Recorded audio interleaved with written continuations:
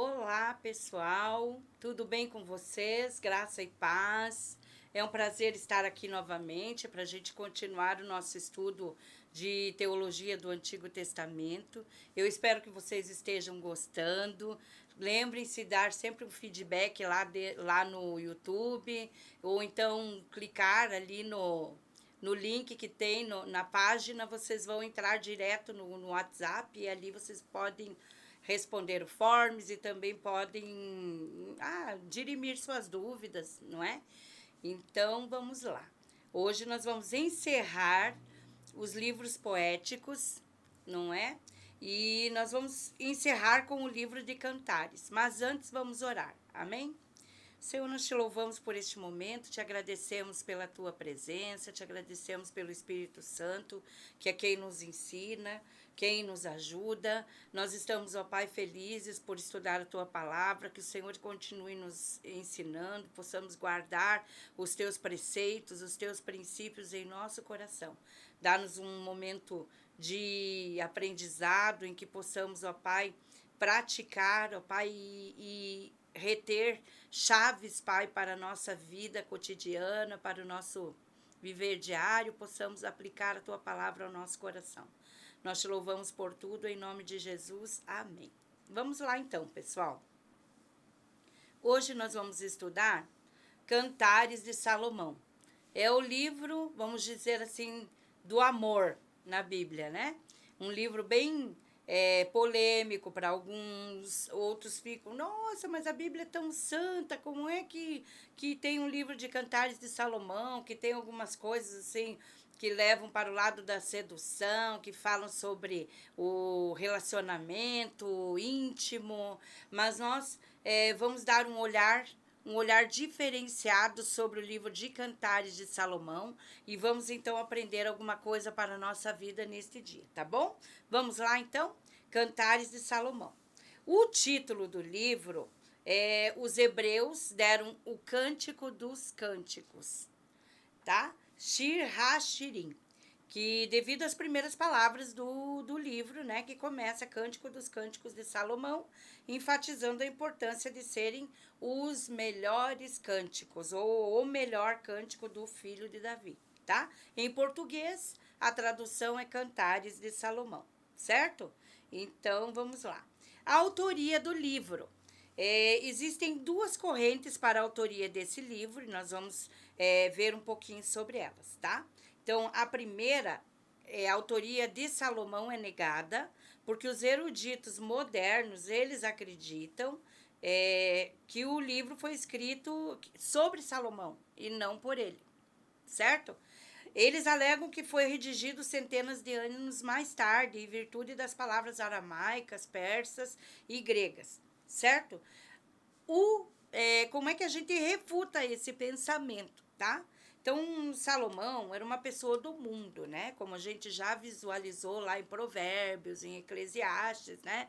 Nós vimos que Salomão, ele conhecia as pessoas do mundo, as pessoas vinham visitá-lo, a rainha de Sabá veio visitá-la, e ela é apenas uma, né, citação das visitas, mas a Bíblia vai dizer que os sábios de todo mundo vinham visitar e conhecer os conselhos de Salomão, certo? A outra coisa, né, ele tinha muitas esposas estrangeiras, então isso, o comércio, as esposas e os visitantes poderiam explicar por que esse texto, por que Cantares, ele tem palavras em várias línguas, certo? Então, esse é o primeiro pensamento. O segundo pensamento é confirmado por evidências externas e internas, tá? O primeiro versículo atribui a Salomão, com o tipo prefixo hebraico para autoria, que é Lamed, né? Refere-se a esse rei 5 vezes, na última dirige-se a ele, tá? Lá em 8:12. Salomão escreveu 1005 cânticos, sendo Cantares o único preservado. Primeiro Reis 4:32 vai falar sobre isso. Escreveu 3.000 provérbios e 1.005 cânticos. É muita composição, é muita filosofia, são muitos pensamentos e que o mundo reconheceu, certo? Lembram que nós falamos sobre provérbios e a gente mencionou que no livro de provérbios existem 800 provérbios de Salomão, mas que ele escreveu muito mais. Além de tudo isso, tá? Salomão, ele fez muitas referências a flores e árvores, olha, 21 variedades e animais. Então, Salomão, além de tudo isso, ele era um especialista, né, na botânica, na biologia, e a Bíblia vai falar muito sobre isso. Ou seja, Salomão era um estudioso, certo? E a gente vê isso no livro de 1 Reis. Leia lá, a partir do 1 Reis 4:29, você vê ali tudo quanto Salomão produziu e é muito bacana. Então, os eruditos acreditam, né? A tradição vai confirmar essa autoria, tá? Então, as referências geográficas ao norte e ao sul de Israel falam da nação antes da divisão dos reinos, em 931.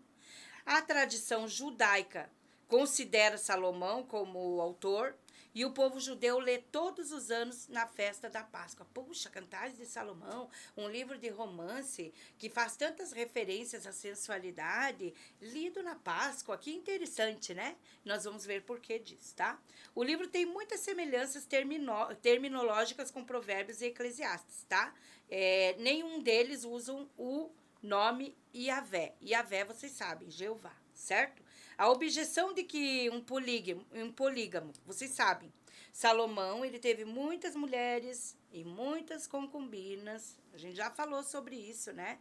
Então, olha uma fala. A objeção de que um polígamo não poderia ter escrito esses cantares de fidelidade conjugal é a mesma que fazer objeção à autoria de Provérbios. Ou seja, se Salomão deu conselhos, mas ele mesmo caiu, certo? Que nós vimos que com o passar do tempo, Salomão, ele acabou cedendo, né, à idolatria de suas esposas. Assim, da mesma forma, porque ele não poderia escrever um cântico a respeito do relacionamento conjugal, certo? Cantares de Salomão refere-se, na realidade, a 60 rainhas e 80 concubinas. É um número bastante reduzido, né? Porque no final da vida de Salomão vai ter um relato de que ele tinha 700 esposas e 300 concubinas. É muita mulher, correto? A objeção de que um polígamo não poderia ter escrito, né? Nós já falamos sobre isso, é a mesma de Provérbios, e com base no fato dele ter violado tanto seus princípios. Quer dizer, se ele não levou em conta ou não obedeceu os próprios princípios que ele ensinou, aí ele não poderia ter escrito Provérbios. Lembra daquele ditado que fala assim, que a gente aprende com os erros dos outros? Lembrem disso, tá? Nós estamos falando sobre sabedoria, certo? Muito bem. Ali, ele também faz menção no livro de Cantares a um número incontável de virgens que o amado, né, deixa dirigindo-se a Sulamita. Ou seja, poderia ser, vamos dizer assim, apesar de ter muitos relacionamentos, Salomão, ele era realmente apaixonado pela Sulamita, tá? Qual é o cenário histórico do nosso livro? 900 anos antes de Cristo, aproximadamente. Então, quando a gente admite a autoria de Salomão, nós vamos lá 900, 950, alguns vão dizer 935, então aproximadamente nessa época, tá? Foi provavelmente escrito depois dele tornar-se rei, dele ter adquirido muitas carruagens do Egito. Nós vemos que Cantares vai fazer menção, né? As éguas dos carros de Faraó, eu te comparo, ó amada minha, tá? Então, quando você lê Cantares, você tem que ter uma mente aberta e compreender um pouquinho de figura de linguagem, porque para nós hoje, se você for comparado a uma égua, você vai se sentir afrontada, não é isso?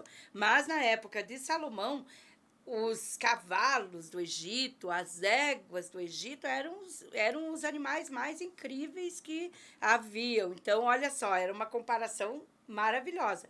Assim como os hindus, eles comparam, por exemplo, o peso de uma virgem ao preço dos camelos, né? Salomão está falando sobre as éguas dos carros de Faraó, certo?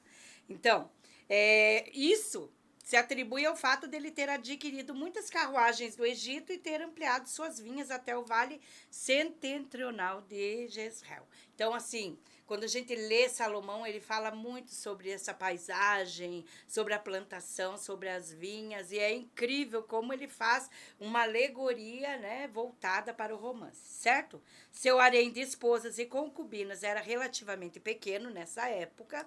Lembre-se que nós, nos nossos estudos anteriores, nós lembramos que no início da vida, Salomão escreveu Cantares de Salomão. Na metade da sua vida, ele escreveu Provérbios e finalmente Eclesiastes.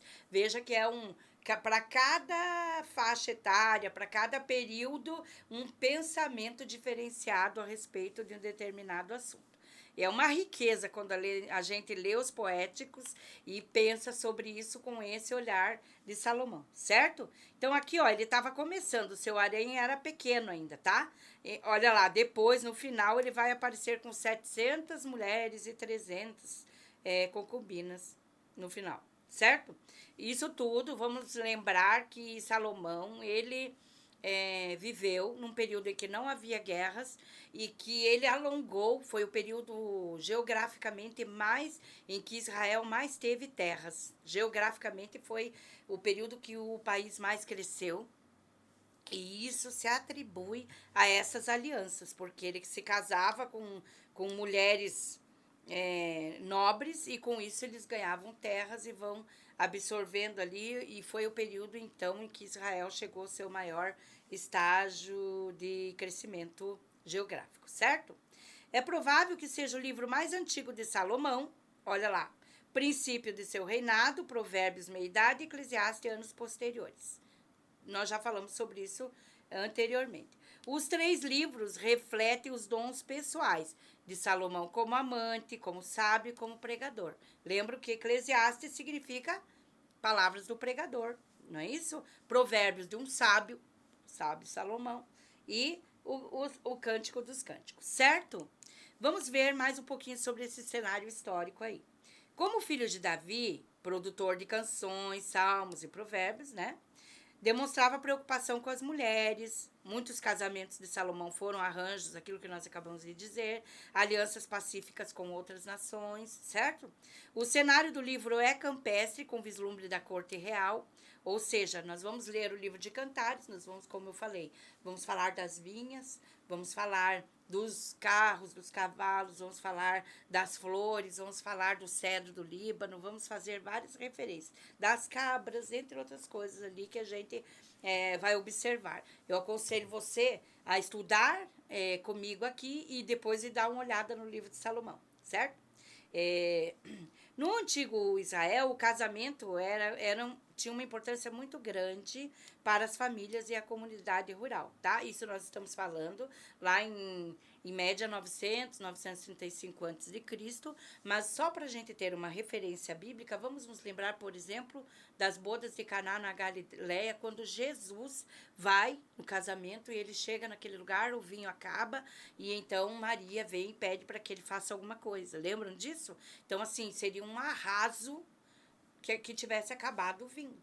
E aí Jesus multiplica o vinho. Lembram disso? Então, são quase 1000 anos depois, mas a cultura ainda é a mesma, tá?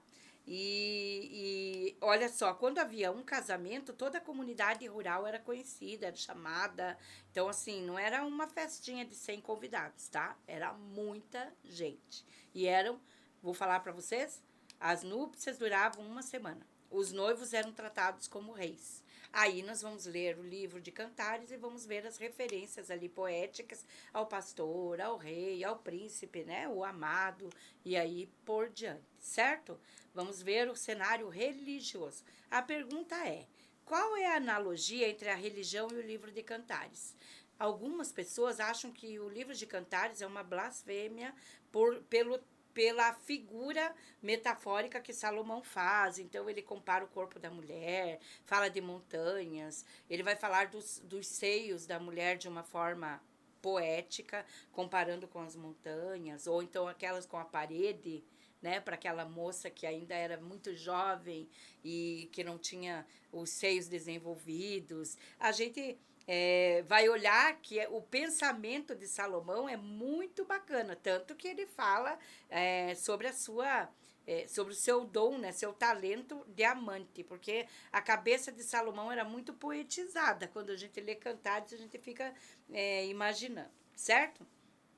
Então, tudo parece demonstrar que seja um cântico erótico de amor, sem referência à religião ou fé em Deus, cujo nome não é mencionado, exceto Iah, que é uma abreviação, né? Uma denominação divina abreviada que aparece em 8:6. Nós já falamos, por exemplo, sobre livros que não constava o nome de Deus. Nós mencionamos aqui, por exemplo, o livro de Esther, nós mencionamos o livro de Eclesiastes, de Provérbios também, né? Que não tem uma clareza sobre um Deus. Ele fala de sabedoria, ele fala as palavras são rebuscadas, mas e os conselhos, mas eles não fazem referência claramente a uma divindade, certo? Foi considerado o mais sagrado dos livros sagrados de Israel pelo Rabino Akiba, lá em 135 depois de Cristo, tá? E aí a gente vai começar a visualizar isso de uma forma completamente diferente. Até aqui nós falamos sobre um livro de romance, um livro erótico, né? Mas agora nós vamos olhar com outro foco, certo? A alegoria do relacionamento amoroso entre Israel e o Senhor da Aliança. Olha aí, já é uma outra visão, certo? Então, de alguma forma, o fato do livro ser considerado um dos mais sagrados, lido na Páscoa, tá? Na festa da Páscoa. Poxa, a Páscoa, aquela que se amola o cordeiro, né? Que junta as famílias, que comem os pães ázimos, né? Então, olha isso. O livro era lido nesse período. Então, era lido na festa, quando o povo comemorava a libertação do Egito e o seu novo relacionamento com Yahvé, o Deus da aliança. Yahvé aqui, amados, Jeová, na tradução, tá? É apenas são apenas as transliterações, né, do hebraico para o latim, tá? Esse foi o principal motivo por ter sido incluído no cânon do Antigo Testamento. Então, olha a importância. Todos os anos, em Abib, é lido o livro de Cantares de Salomão. Assim como Esther é lido no Purim, certo? Então, veja que bacana. Sempre acontece esse ritual. Esse foi o principal motivo, então, dele ter sido incluído no cânon do Antigo Testamento, e ele foi muito apreciado por Israel devido à sua descrição cândida, pura, né? Mas metafórica do amor conjugal. Quer dizer, uma forma de se falar em relacionamento, em amor, amor conjugal, relacionamento sexual, mas dentro do casamento, certo, amados? E aí, ó, eleva o relacionamento entre a esposa e o seu esposo a um alto plano de dever sagrado e experiência espiritual, cumprindo a ordem divina da intimidade conjugal, lá em Gênesis 2:24, crescei e multiplicai-vos, né? Serão ambos uma só carne.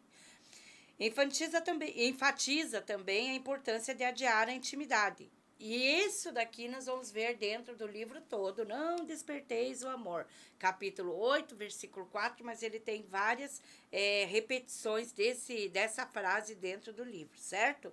O que nós estamos vendo aqui? Que apesar de se falar em romance, em relacionamento íntimo, está se falando sobre esse relacionamento dentro do casamento, a pureza do casamento, e isso é uma importância bem interessante para a gente levar em conta no livro de Cantares, tá? Qual que é o método de interpretação do livro de Cantares, certo? É um tipo de literatura. Nós estamos falando dos livros poéticos, lembrem-se disso. Nós falamos do livro de sabedoria, que compõe Jó, Provérbios e Eclesiastes, e Cantares de Salomão, juntamente com os salmos, formam os poéticos ínicos, que são as canções ou até as formas teatrais de expressão, certo? Vamos olhar um pouquinho então? Olha, Cantares é um tipo singular de literatura, ele compõe um drama, né? Apresentação teatral de uma série de acontecimentos que atingem um clima. Então, o clímax vai ser quando o rei vai e busca a Sulamita, né, para ela ser a sua rainha, tá? Dentro desse tipo singular de literatura, nós vamos ver o idílio lírico. O que é idílio lírico? A cena campestre, certo? Quando nós estudamos, por exemplo, teatro, nós vamos aprender um pouco sobre isso, né? Nós vamos ver, por exemplo, Shakespeare, né?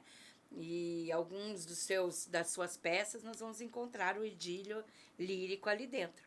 Então, é uma cena campestre, são figuras de cenas rurais agrupadas para contar uma história, cenas interrompidas por coros relacionados com o tema geral.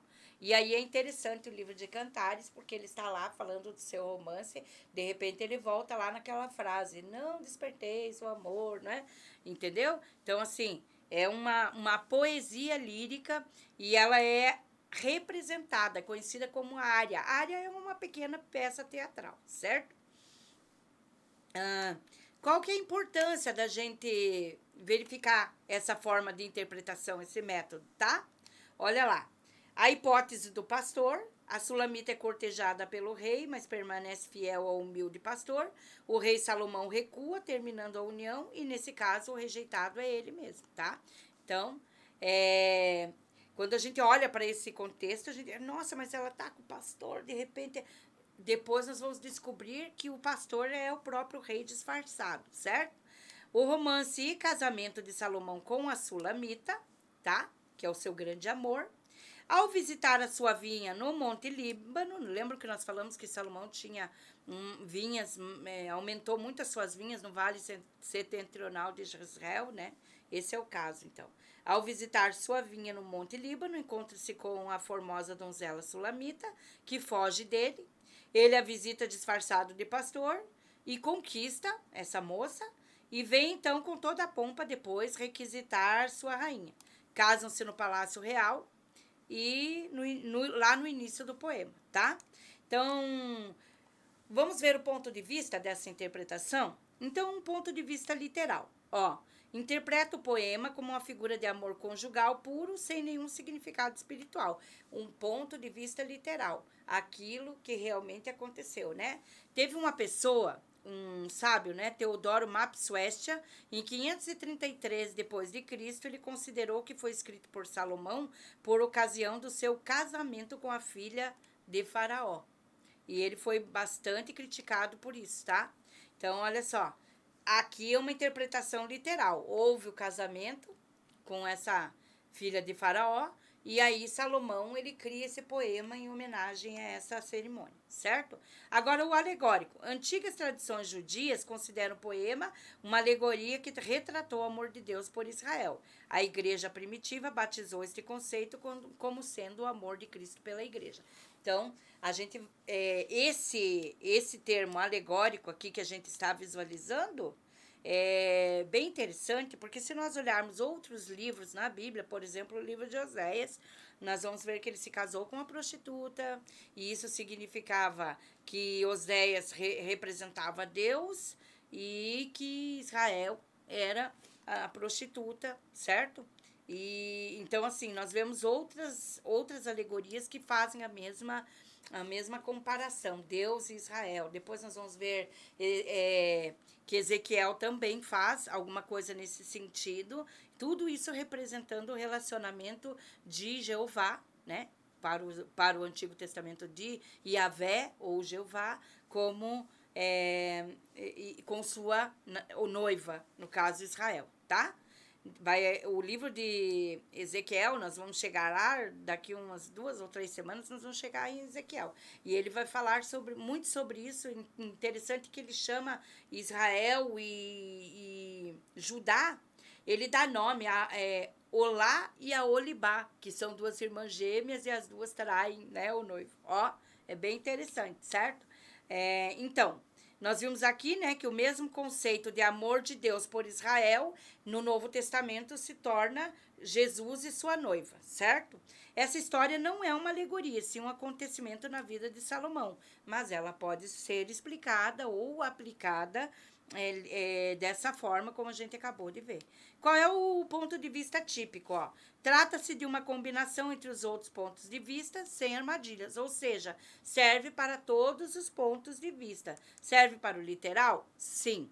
Que em algum momento Salomão escreveu isso e em torno de um relacionamento dele. O alegórico, que tem tudo a ver, né? Nós olhamos para isso até hoje, nós somos a igreja, a noiva de Cristo, certo? Então, o típico é bem bacana, porque você pode considerar todos os pontos de vista, cada um olhando de um foco, certo? E aplicar, então, a nossa vida cristã.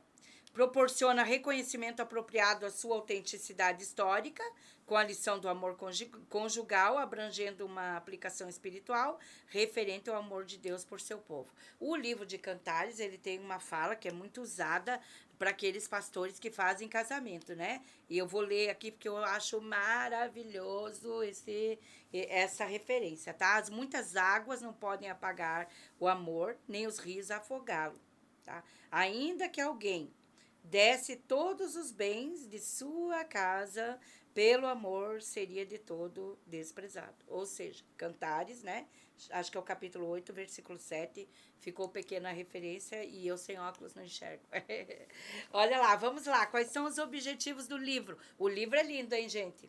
Para você aí que tá namorando, precisa de uma inspiração, precisa dar um up ali no seu relacionamento, vai lá ler o livro de Cantares. Não tem nada errado, né? É muito lindo e algumas citações são quentes, tá?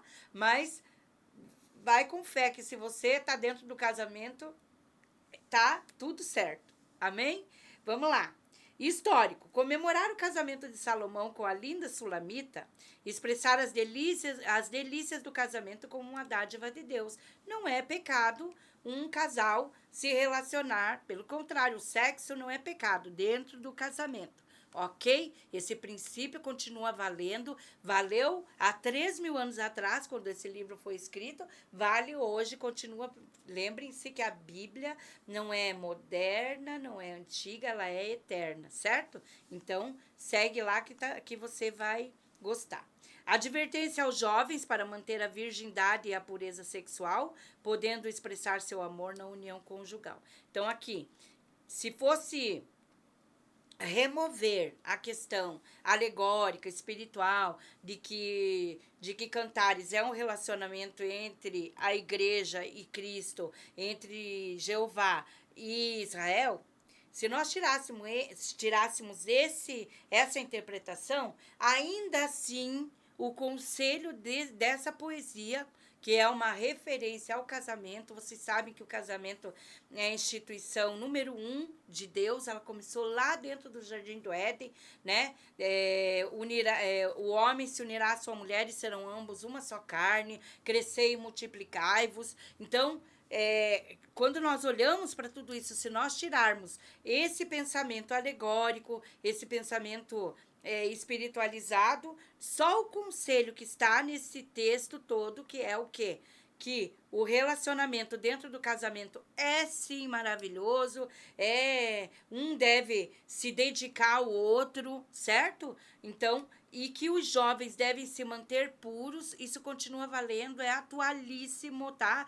Não é porque a igreja adentrou o século XXI que o sexo está liberado, não. Os princípios da palavra de Deus continuam os mesmos e nós podemos levar, como diz ali a interpretação típica, né? Vamos pegar esta parte aqui, que é literal, o que Salomão está dizendo. Se guarde, você é adolescente, se guarde para o seu marido, se guarde para o seu esposo. E de igual forma, né, o homem, porque muitas vezes a gente vê essa intimidação, vê essa cobrança sobre a mulher, mas também vale para os homens, certo?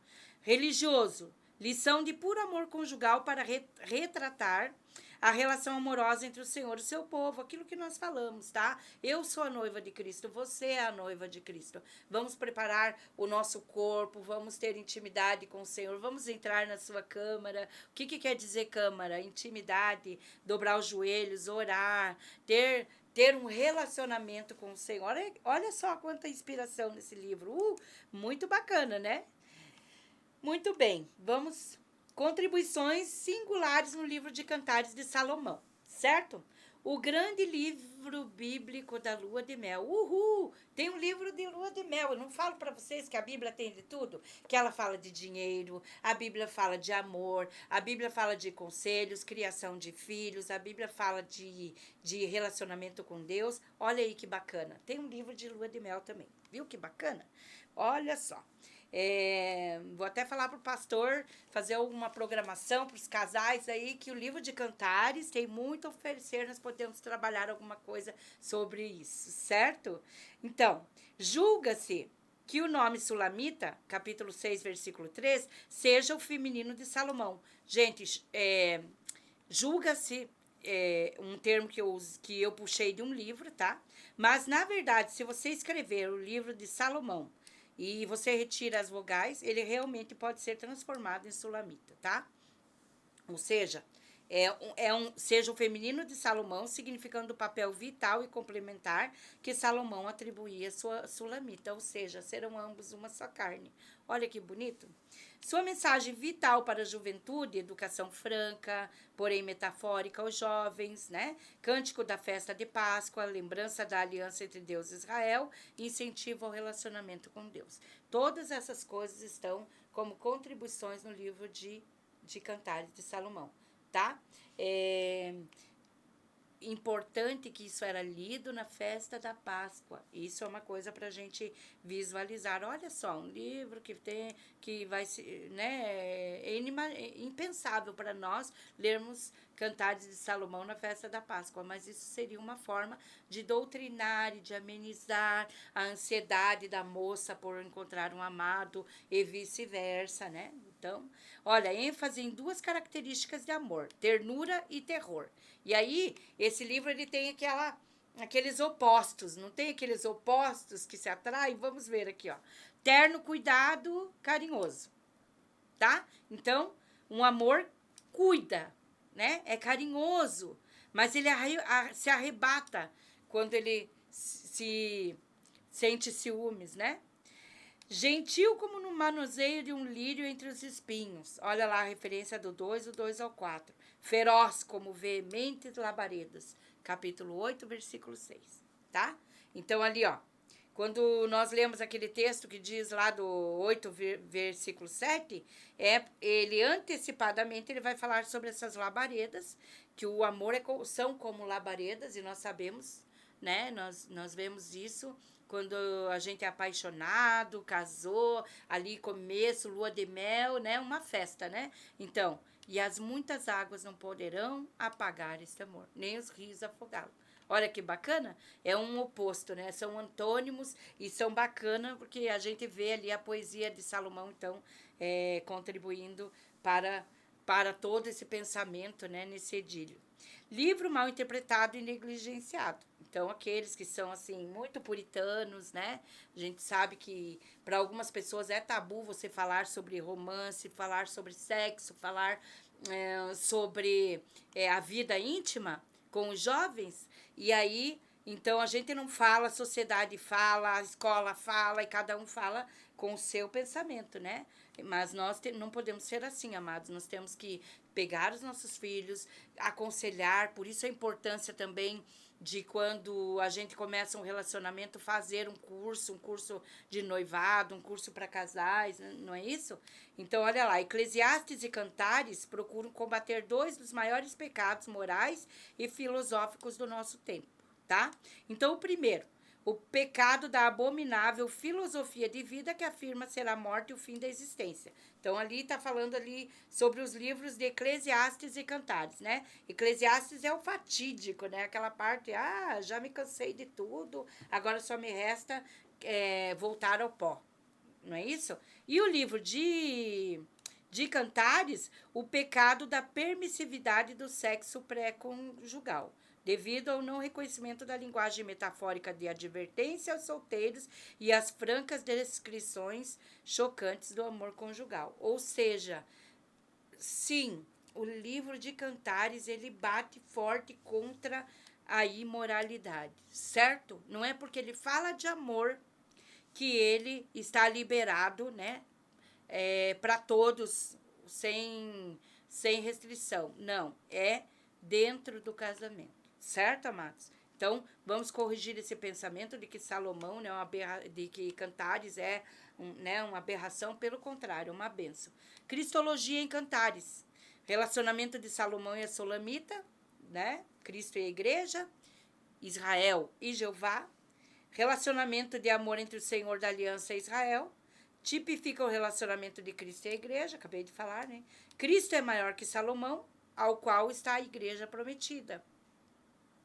Da primeira vez como pastor para desposar a noiva, virá em esplendor para recebê-la em sua câmara de núpcias. Seu estandarte sobre ela é o amor. Cantares 2:4. Bacana, né? Não é isso? Ali que fala de Jeová Nissi, a nossa bandeira, o seu estandarte, né? Não é isso? Qual que é o esboço do livro de Salomão? As delícias, o tema, as delícias do puro amor conjugal, retratando o amor de Deus pelo seu povo. Então, o capítulo 1 vai falar do 1 até o 4, né? Ele vai falar sobre a consumação do amor na união conjugal. Salomão e sua noiva trocam votos. Aí existe o coro que alerta as virgens. Não desperteis o amor, sabe? Quando você ler, você vai ver que esse coro aqui, ó, não desperteis o amor, vai se repetir a cada intervalo, tá? Do idílio. A noiva relembra o primeiro encontro dos dois, certo? O coro, de novo, alerta as virgens. Retorno de Salomão para reivindicar sua noiva na noite de núpcias. E o coro, e esse coro aqui, ele muda. Esse coro é um coro lindo, vocês conhecem, muitos de vocês casaram com esse coro aí, que diz assim, eu sou do meu amado e ele é meu. Lindo também, né? Ok, gente? Esse foi o Cantares de Salomão. Eu espero ter ajudado, mais do que atrapalhado, né? Que você possa ter aproveitado esse rápido estudo. Pega um tempo, vai lá, lê, ora ao Senhor e ele vai falar com você no livro de Cantares. Aliás, tem muita expressividade, muita intimidade, tudo a ver também com a nossa vida íntima com Deus, com o nosso momento de oração. E eu tenho certeza que você vai sair edificado. Até a próxima. Não esqueçam de clicar lá, entrar no grupo. Não, vocês não estão entrando no grupo do WhatsApp. Eu estou percebendo que ninguém entrou ali recentemente. Então, clique lá, participe para você responder o Forms no final desse estudo. E olha, ele está, vamos dizer assim, se afunilando para o fim, porque agora nós vamos começar os profetas maiores e depois os profetas menores. E então nós vamos certificar as pessoas que estudaram juntamente comigo durante todo esse ano, né? Porque a teologia do Antigo Testamento começou em julho do ano passado, certo? E se você foi matriculado, se você começou a ver agora, me manda lá um oizinho que a gente tem como disponibilizar o link das aulas do ano passado, são apenas 6, porque nós trabalhávamos diferente, né? Agora nossa dinâmica é outra e eu espero que vocês estejam gostando.